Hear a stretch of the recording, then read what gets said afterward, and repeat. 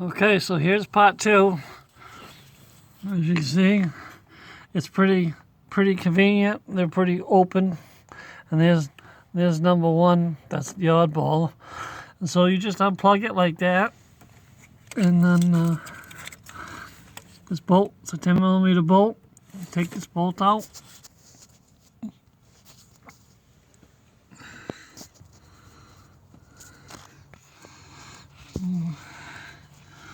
I guess we'll work on something so we can. Don't need the light on. I guess we'll have to have the light on.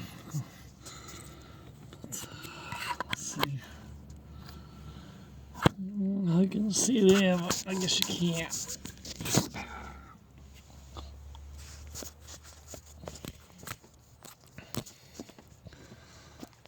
Oh, maybe you can see there.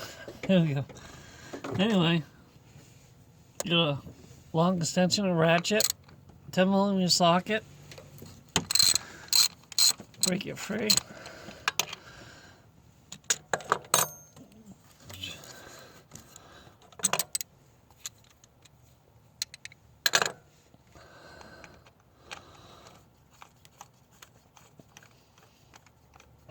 Loosen it up.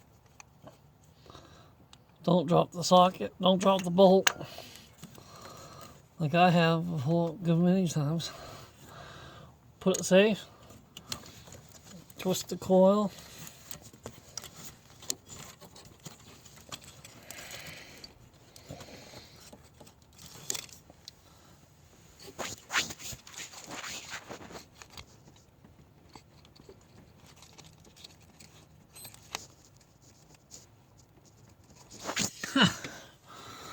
I've had this out before.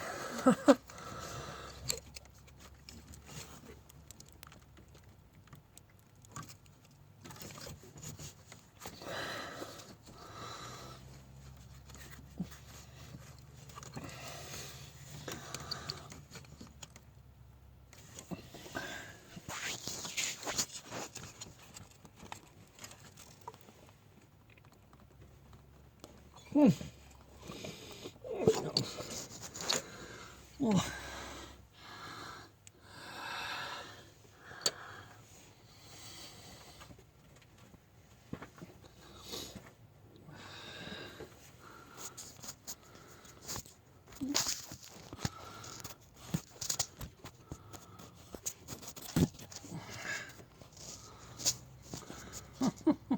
There you go.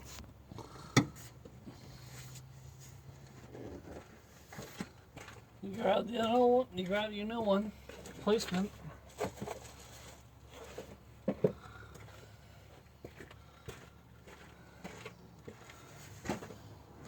Stand on my stand because I'm a little short.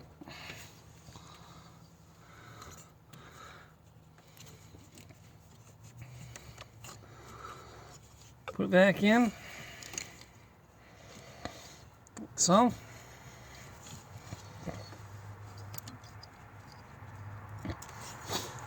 Line up the bowl hole. Where it's gonna go.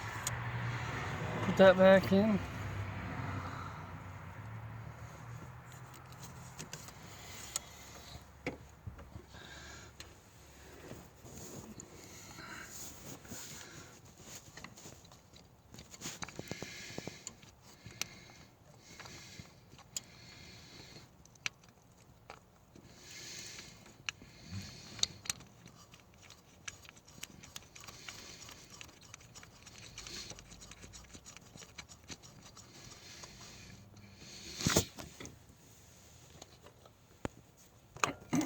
Grab your socket and ratchet and snug it up until it gets tight.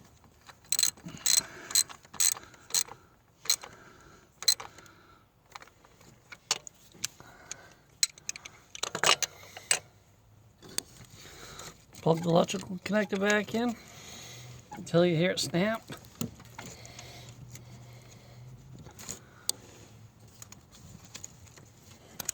Like that. And then we go back in and it's back over here.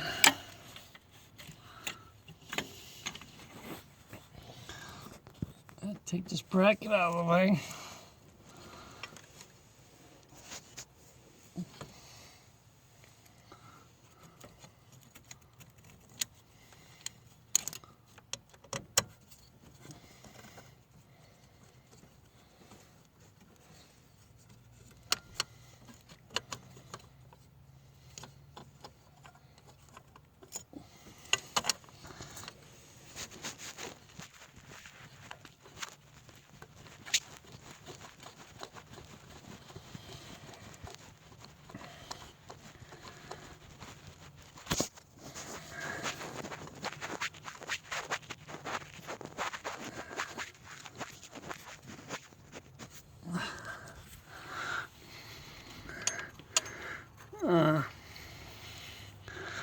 Take a wrench, 10mm wrench, tighten this back up.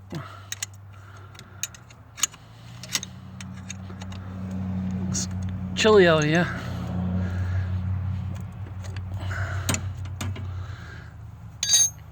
And then take your stuff off. This doesn't fall off anymore. Start this up. Feet hurt me.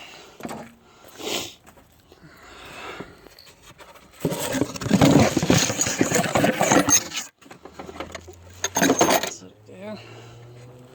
Then we'll go back in here and I'll show you how to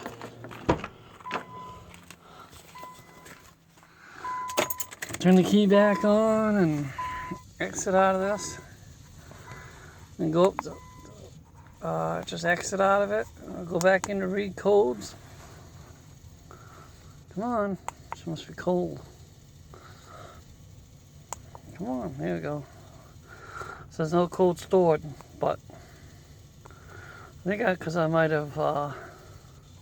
See, this one has freeze frame data, but it ain't gonna show nothing because there ain't no code stored. But usually when there's a code stored, you can look at the freeze frame. It freezes. It takes a snapshot of everything what it was doing. The coolant, the RPM, the miles per hour, how fast it was going, the load percentage, the coolant temperature, and it takes a snapshot of that, of when it set the code, and you can look at that.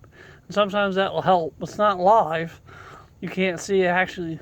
You can't see like the O2 said. O2s are doing if they're going from rich to lean and whatnot. But it'll give you some idea what's going on. You can look at and help pinpoint the problem. But now I'm going to start this up and see how she runs.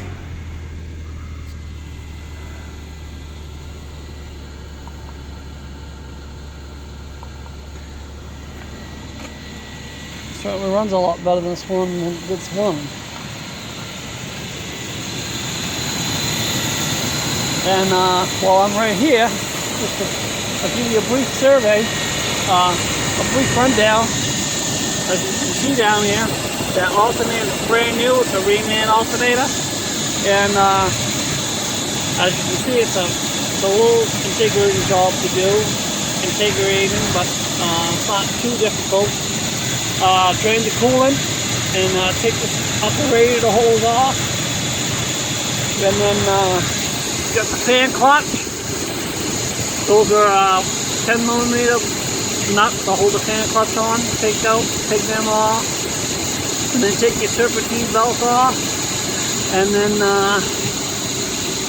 you got a 10mm screw here, a 10mm screw over there, and then you gotta wiggle and fight with a fan shroud to get it out, because as you can see down here, it kind of overlaps, so it's a little bit of a struggle to get it out, but it will come out. And then you take the power steering pump out of your way. It gives you some more room, and then you got a top bolt and a bottom bolt. And You got the electrical connectors, which ain't too bad. This one has a ground on the back side of it, and there's like a nut, a wing nut on the back of it. It has a bracket on the side of it, so where it will stop, it'll bind up, so you can tighten the bolt up.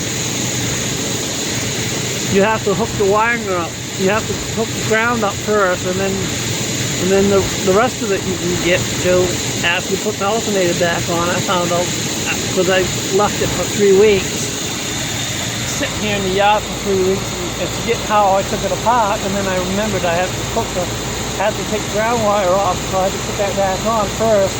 And then, but now it runs straight. And I had to tighten the belt up. I put a new belt on it, and it runs great. There's no more squealing. Oh, it used to squeal something fierce, awful. And it wasn't charging very well because it sat 2 years, a couple years before that it sat, before I had it. And I drove it for about a year, and then I got rid of it, sold it to my brother, sold it to him, and then he drove it for about a year, and then traded it to my cousin, and my cousin had it and drove it for a little bit for the summer, and then you let it set all winter long, and it sat for a year or 2 years, and I got it back, and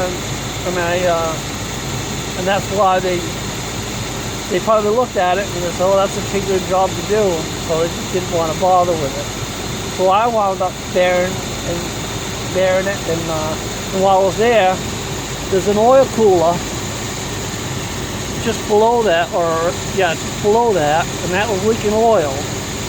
So I bought a O-ring, oil cooler O-ring, and I put that on, and while I was there, I had it all apart, because there's not a whole lot of room right there. It's an 18 millimeter bolt, and the best way is if you've got a gear ratchet wrench, that will be ideal. That will save you a lot of headaches, a lot of trouble, and be a lot faster.